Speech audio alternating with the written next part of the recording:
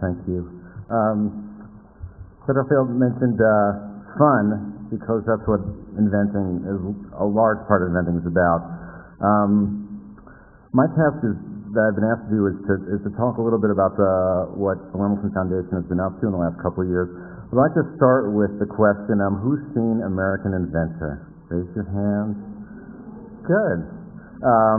For those who haven't seen it, it's based on American Idol, on that model, and you have a variety of people judging it of various temperaments. And I'm actually pretty happy with it. It's gotten Americans, the average American, excited about inventing. And there's been some decent ideas. The finalists that I've seen the last time was for kids who ride on the handlebars of bikes, there's a seat in front, and the other one was a receiver's training pole where teaches young people how to catch a football. There were some pretty silly ones. I don't know if anyone saw the one. It was if you have your boyfriend or husband come home, it's a single piece of cloth that wraps up like a bow, a red bow, like a ribbon, and you take it off, and voila. So it was certainly good for getting at least half the American public interested in invention, but it also shows how deeply rooted invention is in American society. Yeah, so there were some good ideas, but I like to think what we've been supporting with the Lemelson Foundation, with programs like Lemelson-MIT, have maybe a slightly different degree of significance. So if you think about our prize winners, I remember a number of years ago meeting Al Gross, who unfortunately since passed away. But I met him on the elevator, and he said, "I have my life's work here in this box." And he went up to the hotel room. We're having a party. He opened it up. It was a prototype for the first walkie-talkie, the first beeper, and the first cell phone. And just incredible, and compared to the bow that comes off. So, but we also have, the inventor of the Segway, the inventor of DRAM, people who've done innovations in stroke and cancer treatment, implantable microelectrodes for neurosurgery for Parkinson's and other neurological disorders, molecular sieve technology for petrochemical processes to reduce energy costs and industrial waste, and this year a prototype for a flying car. So I'd like actually our previous winners of the Lemelson-MIT Prize, the Lifetime Achievement Award, and the Student Prize winners to stand and be recognized, those who are here. Yeah. So we have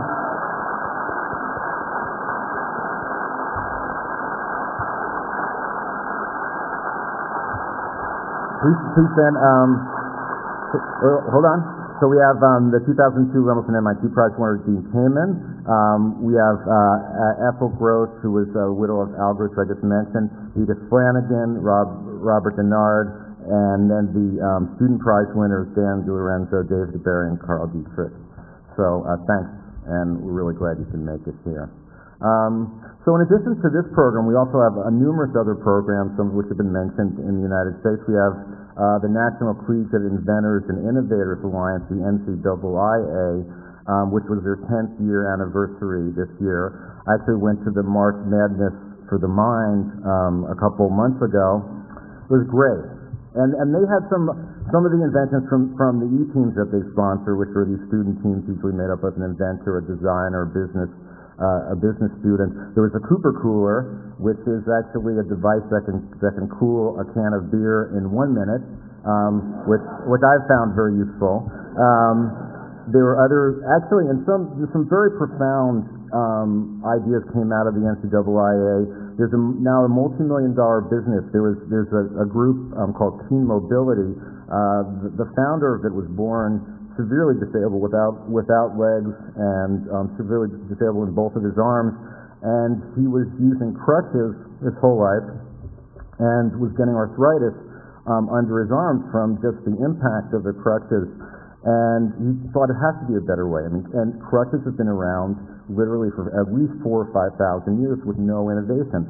So he adapted shock absorbing technology from the front fork of mountain bikes, and now they have 30 or 40 products in multi-million-dollar business.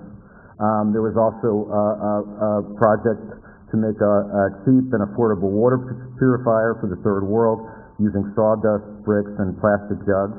Very simple, cheap, and adaptable. There was a team that streamlined PCR technology, polymer chain reaction, to make proteins for medical use. So we feel like we're really making an impact on invention and innovation in the United States.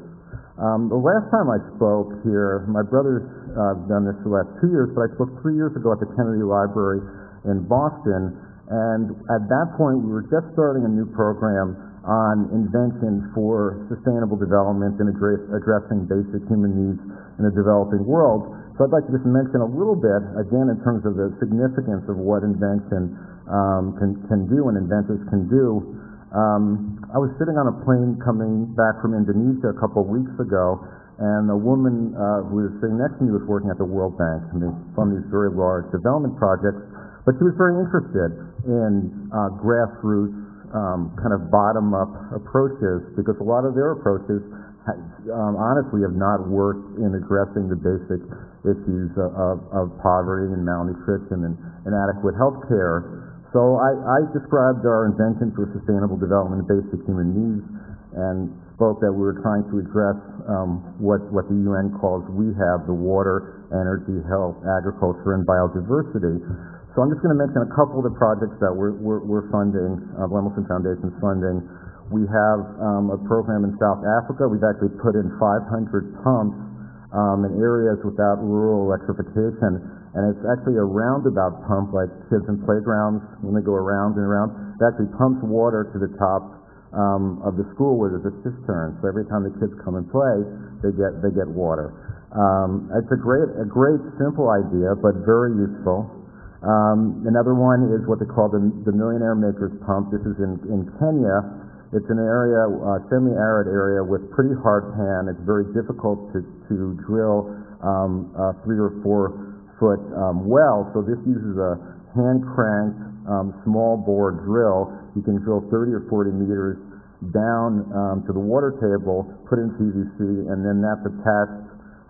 When you strike gold and hit water, it's attached to a treadle pump, which is like a Stairmaster foot pump, and then you can water crops 300 or 400 meters away. And when these two inventions are combined, it's actually between the sales and distribution and increase in agricultural productivity, bringing small-scale subsistence farmers to the market. It now accounts to 1/3 to 1/2 of 1% of Kenya's GMP. For a $200,000 or $300,000 grant, it's now accounting for $30 or $40 million, with very basic, important, addressing the issues of economic development and hunger. We're working with a group called Emergence Energy, who are adapting the Stirling engine. This is Dean Kamen's idea in Bangladesh for both decentralized energy generation and water purification. And then finally, we have a number of what we call RAMP, recognition and mentoring programs in India and Bangladesh that are doing, in some ways, replicating what we're trying to do in the United States in the developing world, of recognizing and helping inventors get off the ground and get recognition for their efforts, and hooking them up with mentors in the community. And so after describing this to this woman on the plane, she was very, very interested, and actually we've since been working with several World Bank representatives in Indonesia, but they're very interested in this sort of approach, a small-scale sustainable development approach to really the large issues that face the global south, the developing world. So we feel pretty good. We feel good. We feel that our efforts are really taking root, and we all know and recognize that invention is fun. Absolutely. It's fascinating.